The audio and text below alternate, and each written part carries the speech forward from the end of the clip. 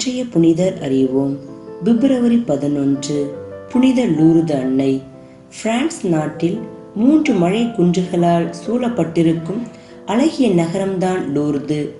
இந்த நகரில் வாழ்ந்த பிரான்சுவா சுப்ரியூஸ் மற்றும் லூயிஸ் காஸ்தேரோ தம்பதியினருக்கு 1844 ஜனவரி 7 பிறந்த மகள் பெர்னதெத்.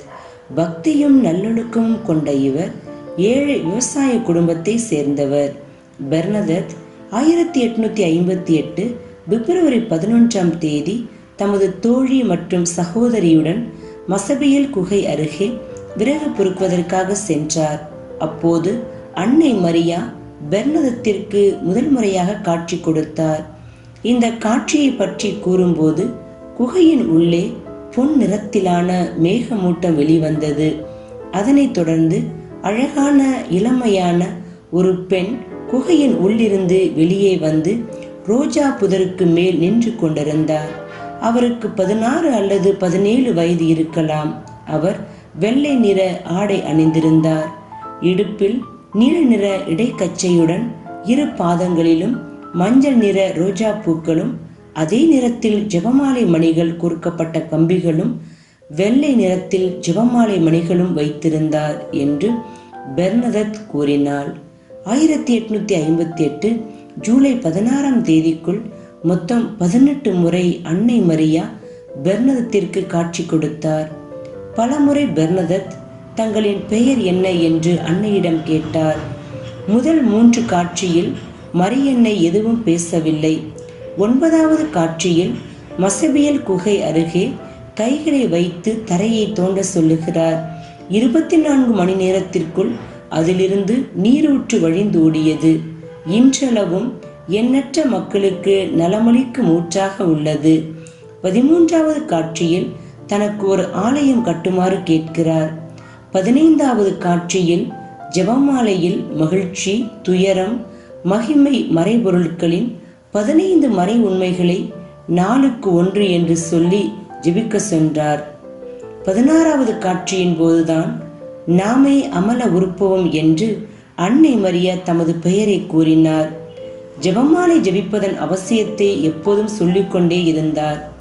இதற்கு 4 ஆண்டுகளுக்கு முன்புதான் 1854 டிசம்பர் 8 திருத்தந்தை 9ஆம் பத்திநாதர் மரியா அமல உற்பவி என்ற கோட்பாட்டை அறிக்கையிட்டார்.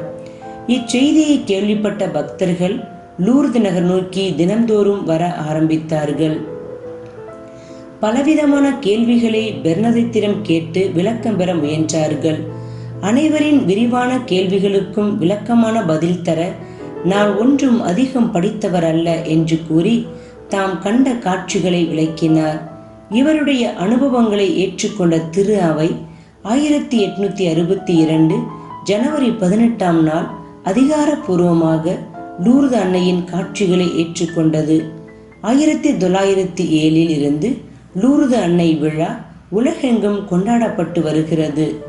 எண்ணற்ற புதுமைகள் நிகழும் அருள் தலமாக லூர்து நகர் விளங்குகிறது.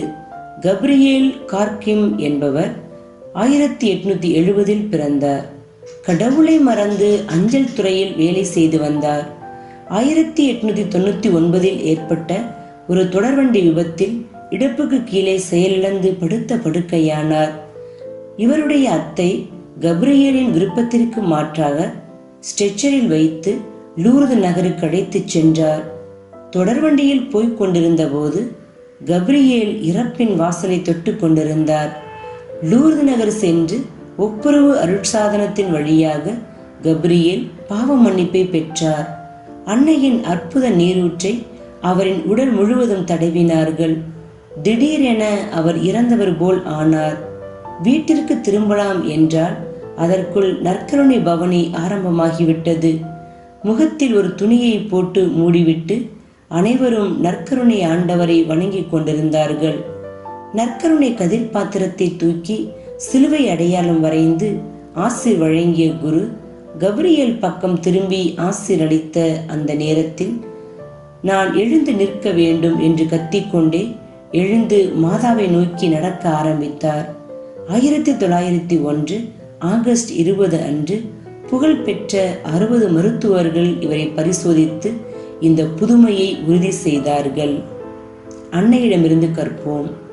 குழந்தைகளின் தூய உள்ளங்களில் இறைவன் வாழ ஆசைப்படுகிறார். நமது தவறுகளால் குழந்தைகளை கலங்கப்படுத்தாது இருப்போம்.